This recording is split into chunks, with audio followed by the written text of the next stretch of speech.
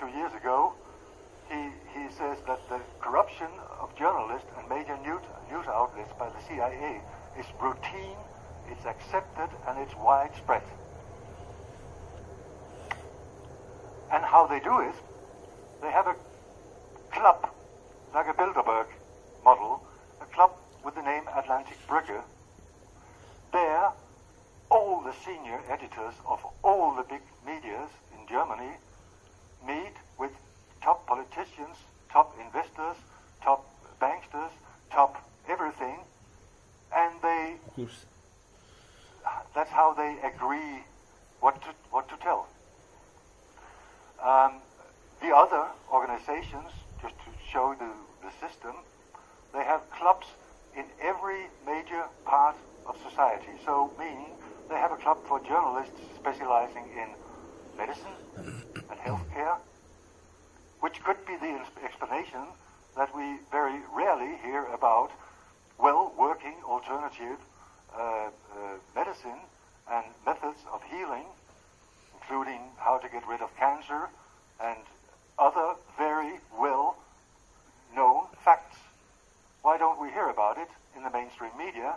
Maybe because they sit with the journalists and sort of make a plan of what to tell about. Because if you analyze the media, we all talk about the same thing at the same time. In every bloody country in the West. And that's been puzzling me for years. How can that be? But that can only be because it's got nothing to do with journalism. A very good friend of mine, journalist Paul Taylor, who's with us at 321, said journalism died on 9/11, and I tend to give him to say he's right. At least it did. Maybe it died even before, but then it went away on that day. Since then, it's all been propaganda. He would talk about Putin, the bad guy, and I mean, you can just see how bad he is. You don't even need any arguments. The same goes with the ISIS. We all talk about the same things at the same time. And if you notice, strangely enough, normally, when big sports events are running or something like that, the world is at peace. Somehow, then they all talk about sports on that day. And, well, good thing that the terrorists at least expect some of our values. It can be hard to know who you can trust and not. So I made a little instruction here. Those are the moderate Syrian rebels, and those we like. And just to make clear, I've put in a little Super Mario, because they are the good guys, even if they don't look like it. They're the good guys too, the Saudi Arabians. They chop off some heads, but it's Saudi way of living, but they are the good guys. They're the good guys too. They're Nazis, but what the heck? They're Ukrainian freedom fighters. Just one of 80 paramilitary Nazi groups in the Ukraine. So why not support them?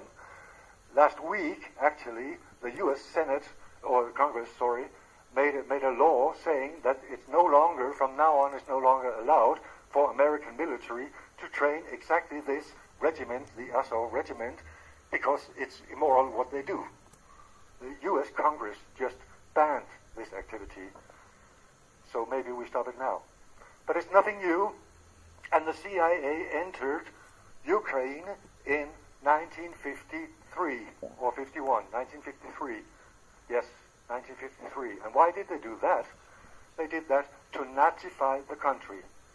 Why do I know that?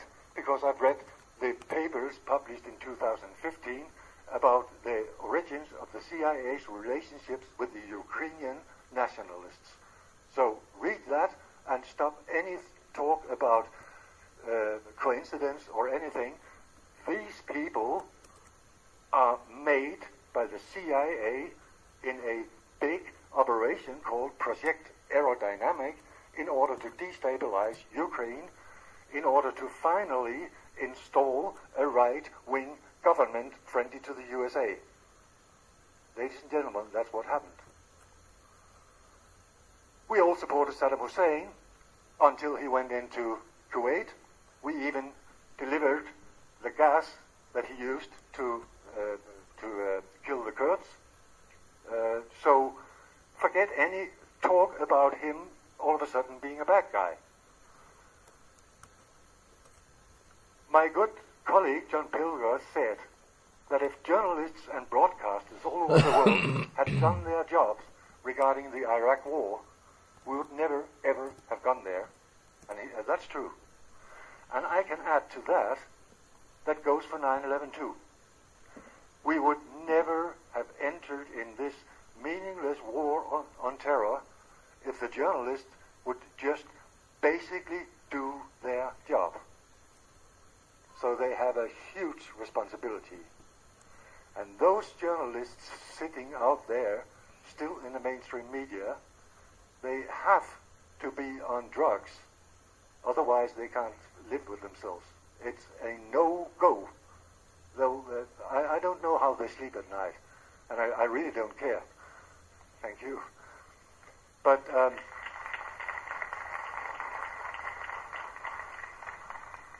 you might look at it objectively and say that the Iraqi invasion was the, until now, biggest terrorist operation in world history. Exactly. In the very first attack, in the very few days, 173,000 people were killed. And in the years after, millions have died. So it's a huge-scale terror attack.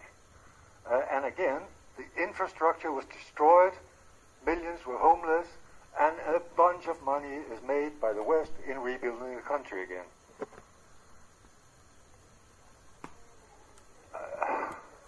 It's good to be in Denmark. It's really good to be in Denmark. Anders, the folk of war, Rasmussen, says NATO has been the most successful. Same family name. It's not my invention, but he really deserves this nickname, Anders, the folk of war, Rasmussen. He calls NATO the most successful peace movement that the world has ever seen.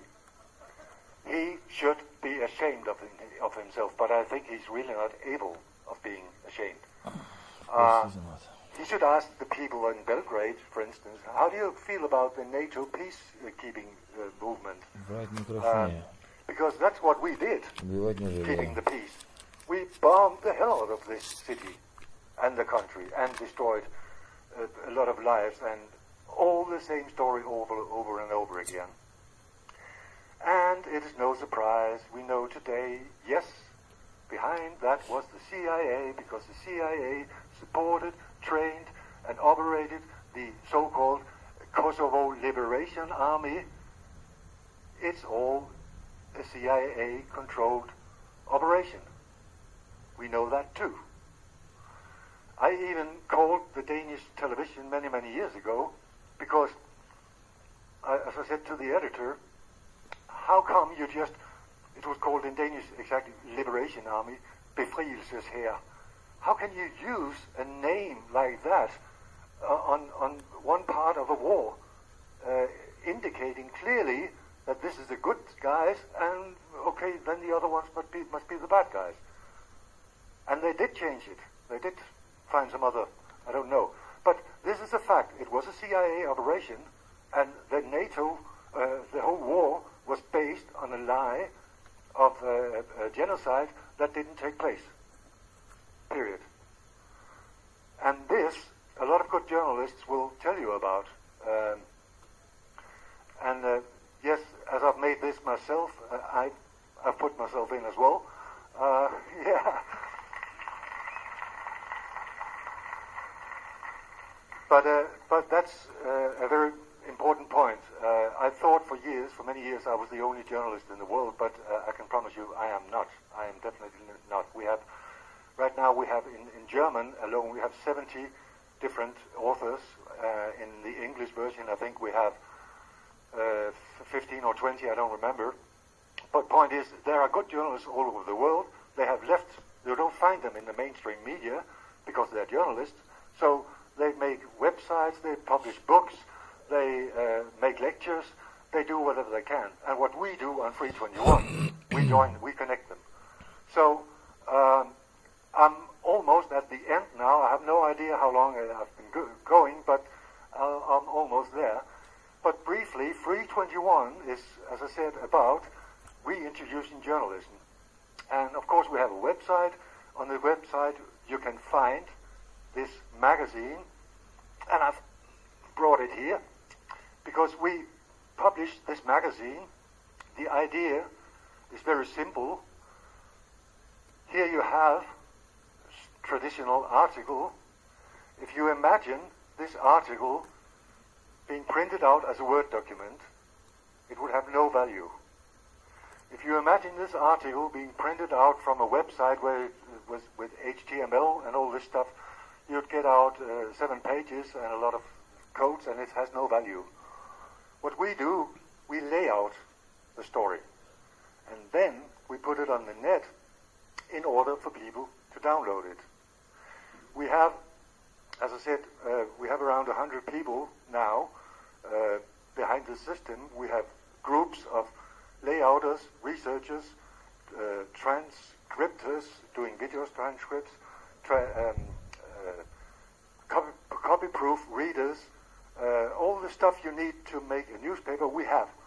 And they sit all over the world, and we connect via the internet, and it's all running. So here you have the same article in Russian. We are about, as I said, a huge Russian project. As I stand here, a couple of articles will be translated into some languages that I don't even know, and when I get home, I'll put it on the website.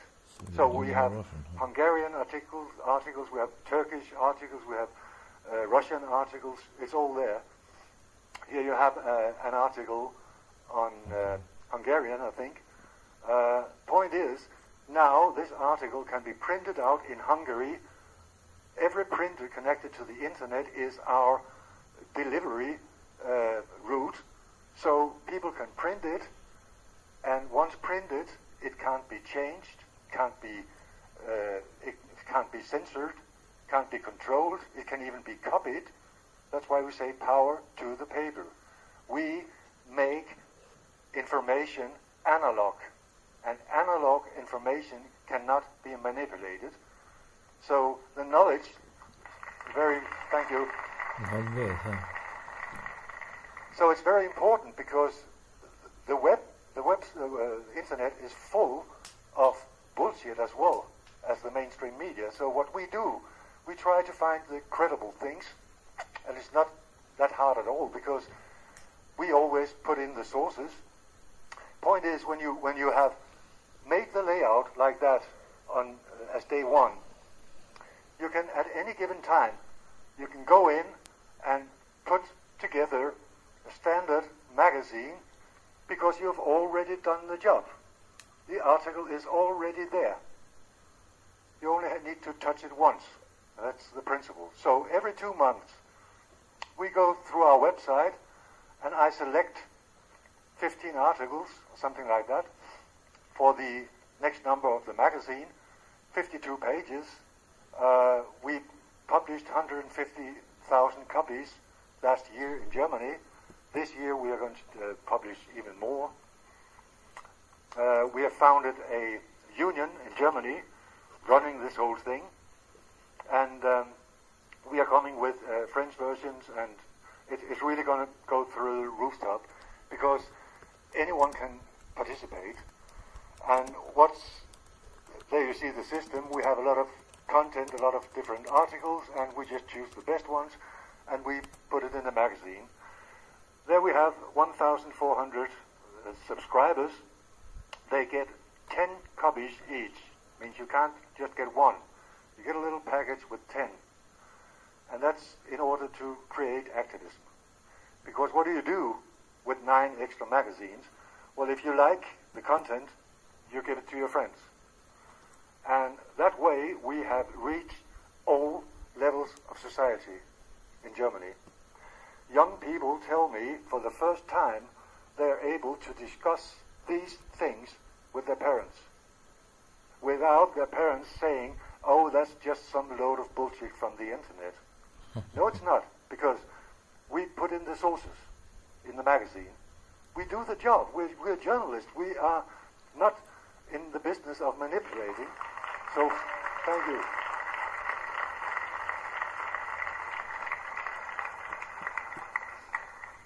And that is so comforting, experiencing this, because all over where I come, I meet people saying, this is good, go for it, keep doing so. And I mean, from living in Denmark, in the woods where I sat at in the last days alone with my dog, and he was the only one believing me.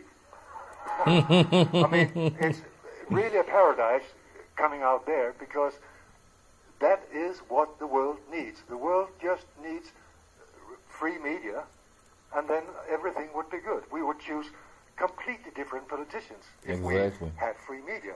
Exactly. So we're going to do it. And I can recommend a lot of these websites as well. You can just find them afterwards, but take care. Don't believe anything you see, because the situation right now is very, very dangerous.